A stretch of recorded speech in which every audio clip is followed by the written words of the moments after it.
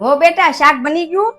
હા બસ બની જ ગયું છે મમ્મી. એક કામ કરજે ને, તાર નણંદનો ફોન આવ્યો તો, એની તબિયત ન સારી, તો થોડુંક શાક રોટલી વધારે બનાવી નાખજે ને. ઓલા છોકરા શું ખાશે ત્યાં મોકલી દેશું આપણે. એને તાવ આવે છે ને એટલે થોડુંક વધારે બનાવી નાખજે. અને કપડાં તે જમાઈ આપી ગયા છે ને તે થોડાક ધોઈ નાખજે. અને હમણાં આપણા ઘરનું કામ પૂરું થાય ને એટલે એના ઘરે જઈને કચરા પોતાઈ કરી આવજે. એને અઠવાડિયાથી મજા નથી, તું થોડું ઘણું કરજે. હા કાંઈ વાંધો નહીં.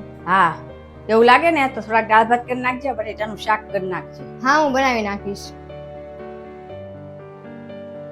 કામ કરું તો બહુ બળ પડે. દર વખતે એમ જ કે મમ્મી તું આમ કરી નાખજે, મમ્મી તું આમ કરી નાખજે. ને મમ્મી તો કઈ કરે નહીં. મમ્મી બધું મને સોંપી દે કે બેટા તું આ કરી નાખજે, તું આમ કરી નાખજે. હા બેન. અરે ના ના, અત્યારમાં બહારથી જમવાનું લવાતું હશે. બહાર વાતાવરણ તો જુઓ કેટલું ખરાબ છે.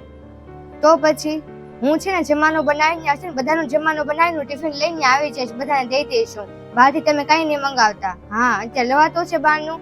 અને તમે છે ને જીજાજીને કહી દેજો ઓલીની ચિંતા નહીં કરતા. હું એને છે ને સ્કૂલે મૂકી આવીશ. આપણે તો નજીકમાં જ રહીએ છીએ, તેમાં હું ખોટી ચિંતા કરવાની. હવે છે ને તું મને ફોન કરી દેજે કે ચિંતા ન કરતી. આપણે નજીકમાં રહીએ છીએ ને હું તને બનાવીને ખવડાવી ન શકું. હવે છે ને કઈ ચિંતા નહીં કરતી, મને ફોન કરી દેજે.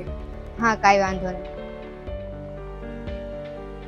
આટલા વર્ષોથી આપણે નજીકમાં રહીએ છીએ અને તે મને એક વાર એમ કીધું નથી કે તું મારા માટે આ કરી નાખ, ઓલું કરી નાખ, મને આમ લઈ આવી દે. હવે હું તને સામેથી કહું છું કે હું તને છે ને જમવાનું બનાવીને દઈ જઈશ, અને કંઈક કામ હોય તો મને કહેજે. એ કઈ ચિંતા ન કરવાની હોય.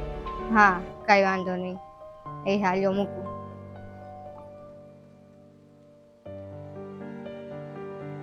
હો બેટા. હા મમ્મી. હું તારી બેનનો ફોન હતો? હા એની છે ને તબિયત ખરાબ છે ને, એટલે રાત્રે છે ને જમવાનું બનાવીને મોકલવાનું છે. બહુ તબિયત ખરાબ થઈ ગઈ છે અને અત્યારે તો વાય ચાલે છે, એટલે એના ઘરમાં છે ને બધાની તબિયત ખરાબ થઈ ગઈ છે. અને છોકરાઓને તે સ્કૂલે મોકલવા માટે છે ને જીજાજીને રજા રાખવી પડતી હતી, તો મેં કીધું કે હું મૂકી આવીશ એમ છોકરાઓને સ્કૂલે. એવું છે ને, આપણે ઘરમાં કઈ નવરા નથી. તારી બેનને કહેજે બહારથી મંગાવીને ખાઈ લે. આપણે કઈ ઠેકો નથી લીધો એને ખવડાવવાનો.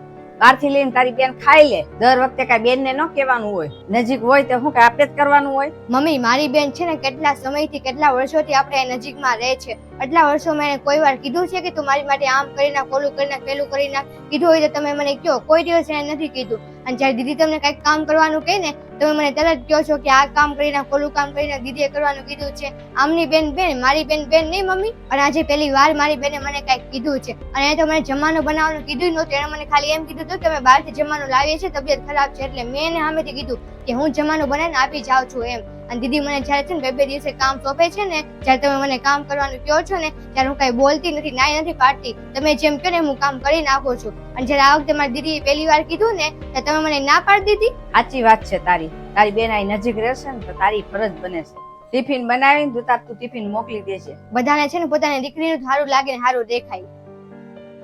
સાચી વાત છે વહુની.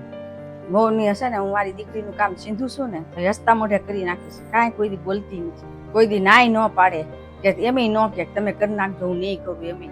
અત્યારે એની બેનનું કામ આવ્યું તો મેં એને ના પાડી દીધી કે બેનનું કામ ન કરાય, પણ એને કરવું જ જોઈએ. હું જ તે ખોટું વિચારતી હતી.